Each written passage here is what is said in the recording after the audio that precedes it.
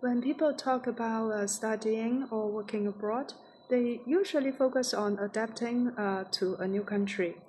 What's often overlooked is this: coming back home also requires adaptation, and sometimes even more. A friend of mine from Shanghai once told me something that really stayed with me. After returning home for just a couple of weeks, she said, "My teeth feel tired."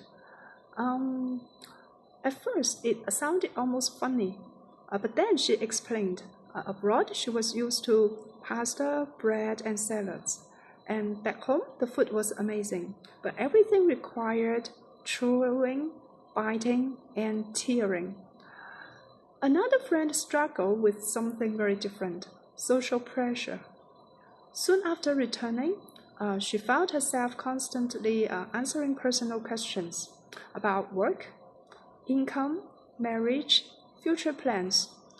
She wasn't offended, but she was simply tired of explaining herself. As for me, when I first returned, my strongest reaction happened in subway stations. Everything felt loud. Too many people, too much noise, too much stimulation all at once. None of these are big problems, but together they point to something important. Being in a familiar place doesn't mean your body and mind are familiar with it anymore. In cross-cultural studies, this experience is often called reverse cultural shock.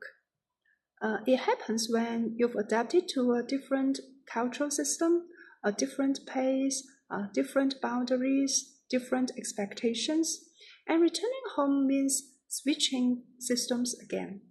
And what does this feel so unsettling? First, there's sensory and rhythm overload. Your body has learned one way of living and suddenly is asked to adjust again. Second, there's identity confusion. Abroad, your international experience may define you. Back home, that identity doesn't always translate immediately.